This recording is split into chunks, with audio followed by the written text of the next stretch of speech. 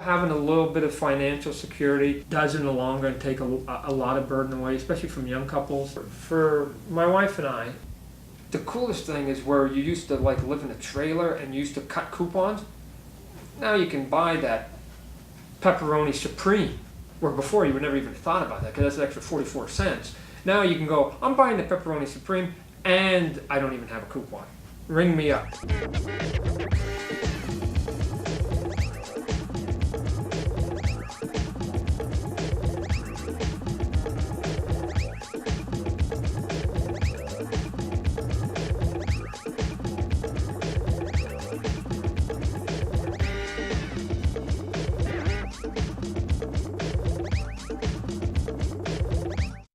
I'm in the McFarlane business. I'm in the Todd McFarlane business. I started with Todd when he did nothing but comic books, working over his garage. And now we have several businesses. He's directed videos and won Emmys and won a Grammy, and we've made major motion picture, and we've had animation on HBO. I mean, we've done a lot of things, and while still doing the comic books. Yeah, a lot of people, they tell me, Al, where does Todd come up with his ideas and how does he do what he does? And most people say you are either artistic-minded or you're business-minded. Todd has been able to draw and straddle that line and do very well on both ends of it. I always sort of compare Todd to Walt Disney. Walt Disney had an aesthetic. He was in charge of the aesthetic. He was the best pitch man, that everybody says that ever was in Hollywood. And he knew exactly what he wanted, and yet he was able to get hundreds, and in the case of Disney, thousands of people to stick to that aesthetic. I think Todd's very much like that. It gets a little difficult for some of the people that work for us. There's two Todds working in my company. There's Todd, the neurotic artist. He's pretty good, and then there's Todd, the CEO, who has a fiduciary responsibility, and he's pretty good. But I like this guy a little bit better. I like the neurotic. This is the story of Todd McFarlane, a self-made millionaire many times over who originally made his name drawing Spider-Man only to leave Marvel Comics and start his own company.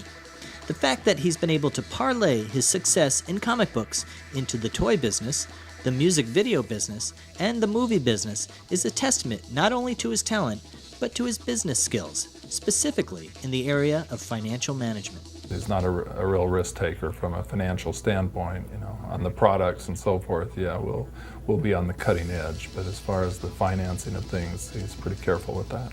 Now that might sound like a contradiction of sorts. After all, Todd once spent $3 million to buy Mark McGwire's 70th home run record baseball. But there's not only that one, also he got Sosa's 66 from that year, which was a record.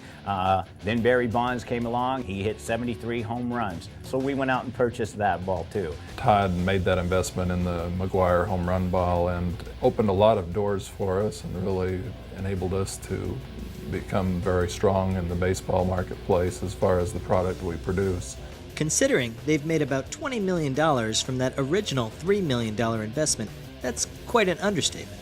Even though he's quite famous for his forays into famous baseballs and other things, he runs a pretty tight ship as far as our cash management and so forth in the companies. When Todd's anticipating doing something like that, he's pretty well thought about it in advance and looked at the availability of resources. And that is the point exactly of this video. They say it takes money to make money. Well, it was only because Todd had been careful with his personal and professional finances that he was able to afford to act on that opportunity when he saw it. He's a classic right brain, left brain personality, which begs the eternal question. Does this make sense? Is Todd the artist at the beginning self-indulging because he just thinks it would be cool? Or is there art to be had, but we can also actually earn our money back? One advantage that Todd has is that the McFarlane companies are privately held. This gives him a leg up over competitors because he can adjust strategy on the fly and as he sees fit. Because I think most toy companies are publicly held companies, and at the end of the day, they have to worry about the consumer, but they also have to worry about the teachers' retirement fund in Rhode Island, and we don't. Our business is to stay in business, and our business is to do what Todd is comfortable with. So if Todd feels like we ought to sink a lot of money into research and development this year, and only make a little bit of money, then he tells us. And if the goal becomes, no, this year I want you guys to make a lot of money, then we figure that out too. But we're never in the kind of situation where every year we have to get an 8% growth in profits. And if you can't figure out how to do that, then you gotta start cutting back on the product. Product is king at our company. When you see one of those sports toys and you see that silhouette, I mean, our sports toys are generally so accurate that if you know that player and you see him backlit, you know who that is. Todd's bond with the customer, with our fan, is so strong to keep the quality high and to keep the price reasonable and give them the best possible value within those two parameters.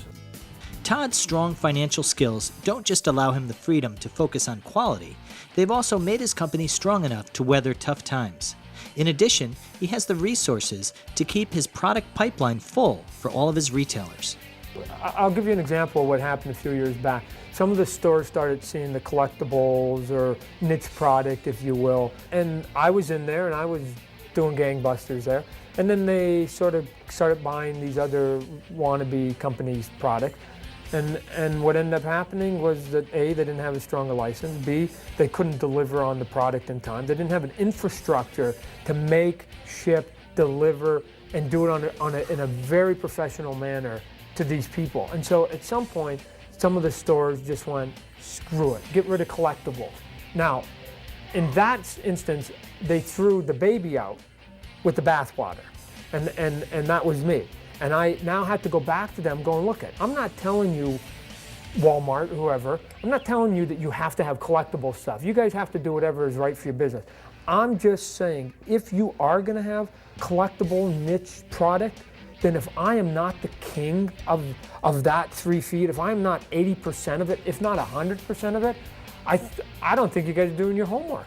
Because I'm the only guy out of any of those ones you're going to talk to that's going to deliver you 22 lines in a year, and it's going to have those shelves stocked 365 days. I'm one-stop shopping. And so now they go, no, I don't know if we're going to have it. Okay, we'll give you a little bit of space, and we'll just give it to Todd. And in some cases, I am 100% of that business. And it's like, so I'm the 800-pound gorilla of the niche business in some places. Cool. Because Todd's company is not public, they don't necessarily focus on maintaining specific financial ratios. However, Todd's fairly debt-adverse in his general business approach. At the same time, there are certain projects, due to their scope, which may require outside financing, and this can take many different forms. As a company enters into a situation of more and more risk, their options end up going from banks to savings and loans to finance companies to even venture capitalists, or someone that's willing to take a higher risk but at the same time is extracting a lot higher interest or investment return. As a general rule, I think Todd has recognized he's shied away from other investors that might want to exercise control over his artistic freedom and the direction that he would like to take his companies in.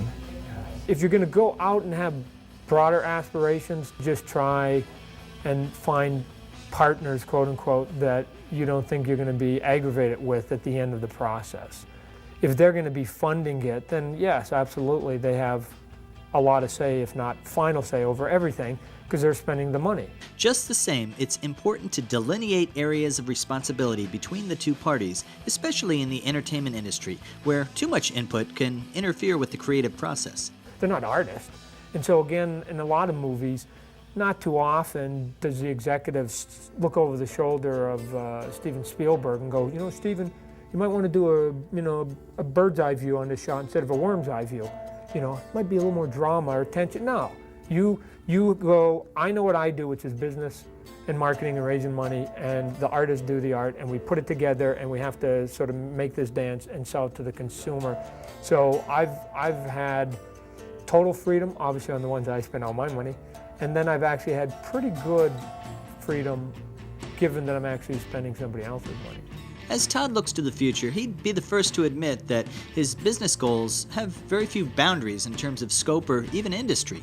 Regardless, it's a safe bet that he'll continue to employ the same careful financial management practices that have served him so well in the past. As we've gotten a little more sophisticated, I now realize that I've got companies that actually can survive for 5 years. But I would still say that the number one thing for me is still just looking at the landscape of opportunity in any field. I mean, if I have to someday, not saying I would, if I have to convert all of my sculptors, my R&D department into a special effects house for all the movies I make someday, and that makes way more sense to me, and that's sort of prudent in terms of business, I'll do it. And these guys, you know, we've warned them, got to be flexible. 5 years from now, we could be completely in some other medium. There'll still probably be a toy company, just like there's still comics, but that Todd's a visionary. I love being around him, and wherever he goes, I'll go with him as long as he'll have me.